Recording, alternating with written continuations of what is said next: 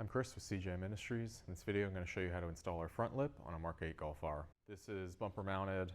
We use a lightly textured black. This is what matches the rest of our kits. We stuck with this material even on the R because something this low to the ground, it's going to get scratched up. This is a little more durable than a gloss would be, even though it doesn't quite match anything else on the bumper. This is not chassis mounted, so don't hang on it, but I just want to show how sturdy this is. This will help protect the bottom of your bumper, so whether you like the look of it or you just want something that adds a little protection, especially to these lower corners, these always get trashed on bumpers because of the curbs and stuff. This could help protect that, especially if your car is still clean.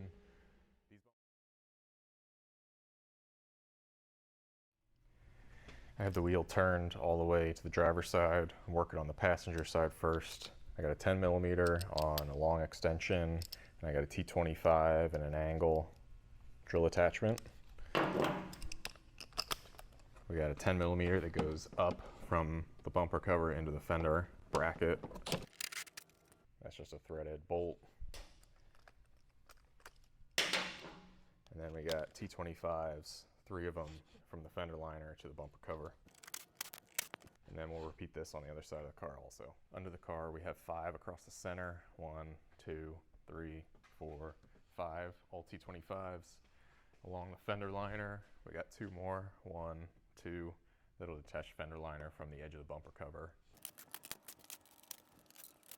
Before I pull a bumper off a car, I like to remove the ground terminal off the battery. This is a 10mm. I'll put something non-conductive between the terminal and this, just to make sure they don't accidentally touch. We don't have a lot of slack here, so there's a chance that could move. I'm just using a piece of wood. Now that's not going to be an issue. You just want to make sure you don't close your hood because that's sticking up at this point. We have 2 more T25s on the top of the grill.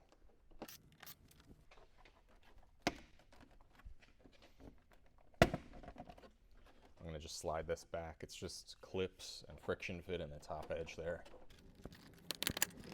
I'll throw a little bit of tape on this top edge of the headlight just so I don't scratch that.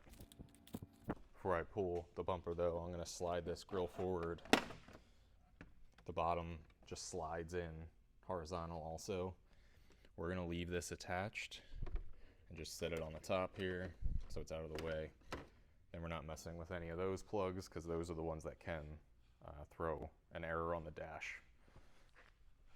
With this grill out of the way, there's a couple more screws here that hold the top edge of the bumper onto the core support. Again, T25, so you got 4 of them.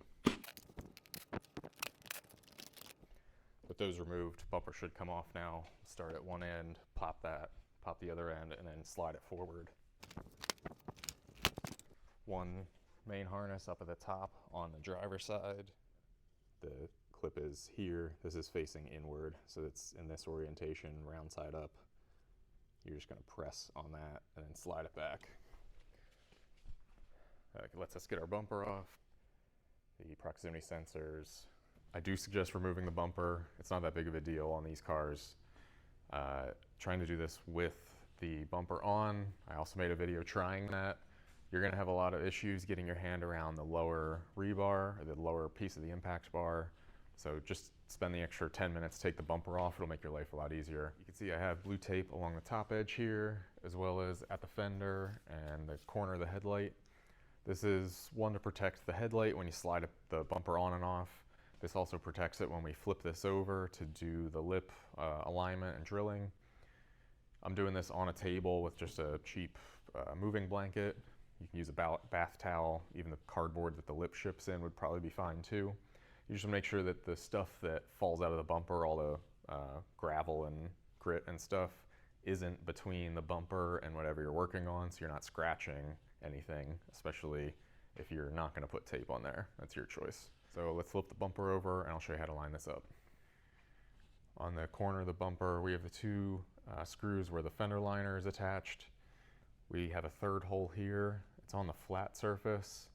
This is the lowest point. It's a drain hole. We're going to use that for alignment. We'll temporarily put a bolt in here to put the lip in the right spot. We'll drill our other holes, put our bolts in, and then we'll remove that one specifically. we want to make sure that we leave that open so that the car can still drain water out of there. We're not causing stuff to pool on the top side. Our lip is directional. We have the countersunk holes on the bottom, so they're going to face up at this point. We have the hole that we were just calling out with the notch, so that should line up. You can just throw one of your bolts from the pack in here. Doesn't matter which one because this is temporary. And I'll throw a nut on the back with these flange nuts. This one's pretty tight to put it in the way that you typically would, with the flange facing the surface. So I'll just thread this on backwards with the hex side. You just need this finger tight to kind of retain it.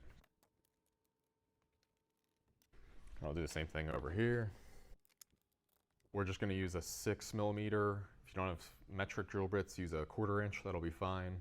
We're going to do the countersunk holes only. So you got 3 along the side and then 8 across the center, 3 on the other side. This hole back here is going to be reinstalled with a longer screw for the fender liner, and then we'll reuse the factory hole here for fender liner screw also. I'm going to start at the back here. I'll pull this tight, pinch the lower tray to the lip. I'm using a 6mm or 1/4 inch drill bit. And then I'm going to throw a bolt in here to hold this. I'll do the same thing on the other side, and then we'll start working our way down the rest. I'm going to use one of the shortest bolts in the pack.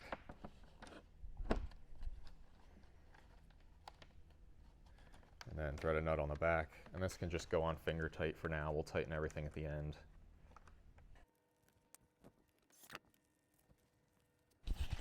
All right, I'll repeat for the other 2 on either side.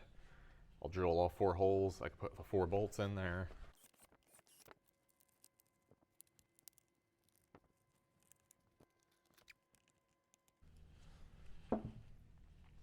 With this front hole, we have a little more room. We're going to put a washer on the back now. So same size bolt, throw a washer on the back, and then your nut. With all 6 of those installed with a nut on the back side, we can remove this temporary one, just so we don't forget about it.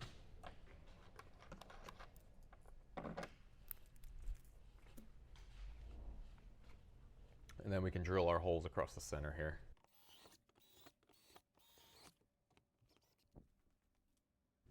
As you drill the front row of holes here, you want to be aware of where your drill bit is pointed. The lower tray starts to curve up for the front or leading edge of the bumper. So you don't want to be drilling at an angle like this. Just be aware of where you are. You want to stay as vertical as you can. It'll just make putting the hardware in later easier. Our next step here is to install the spacers, the top plate, and then the rest of the hardware. So we have our lip bolted up using just those outside 6 bolts. We got our spacers. You'll see you got a slope side that's going to go up towards the bumper. Slide this in. We're going to have 8 bolts left here. You're going to have 4 of each length. Use the longer one in the front.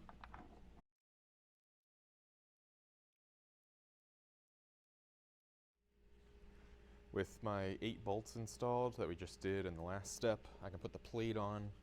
So this is going to have an engraving on it. Put that face up. We'll just hang this on the bolts.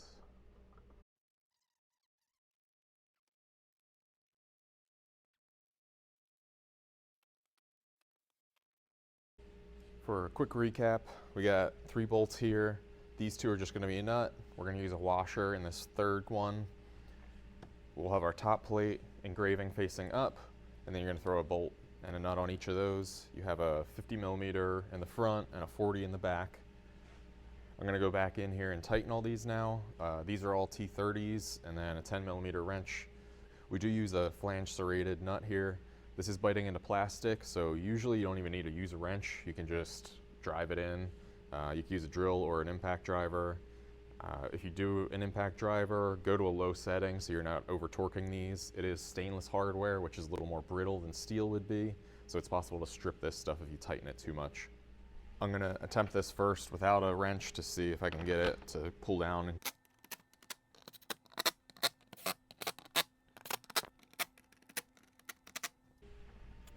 I got lucky on this one, they all tightened up easily. Again, careful about your impact setting. If you go too high, it's possible to strip this, so just use caution there.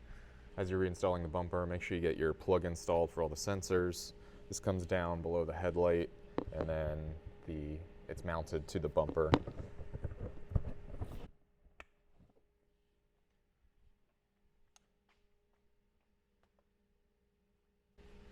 We can start to shimmy the bumper in place. I'm gonna again rely on the tape here to help me because I'm doing this alone so I don't scratch anything.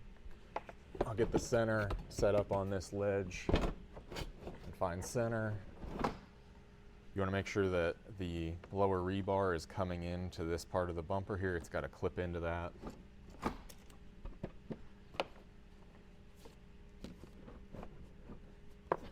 And then keep an eye here. This part of the bumper needs to go under this piece of plastic. So before I push this in, I'm gonna go pull my tape on either corner just because I won't be able to get that off once it's fully clipped in under the headlight and the fender.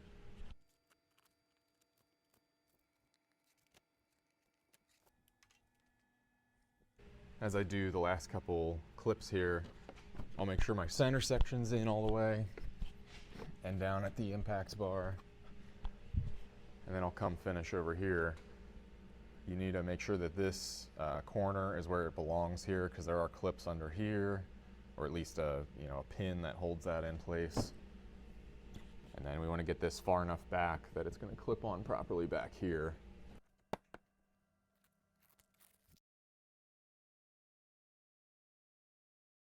For our center grille, careful with your logo. These break all the time. When I pull these off, I always pop the clips for the wire harness. They're just pinned on here. A pick tool makes that easy to pop it out of there. But you want to make sure you stick that back on so the wire stays tucked. And then this has to sit down on this surface and kind of slide in parallel to the ground because there's clips along the bottom and then it slots in at the top. Make sure you're centered. And you can check your gap between headlight to make sure that you're centered left, right there too. And you can slide this back and forth to get that even. And then we got 2 screws up here. One trick here, if your holes don't line up for the center section, it's because the bumper isn't fully clipped into the rebar. You can reach your hand in here, putting pressure on the front and kind of pinch it together into the rebar. There are clips between the bumper that kind of tab into the bottom piece of the impact bar or rebar, and you can usually feel them kind of seat, and then you'll notice that your holes will start to line up evenly all the way across.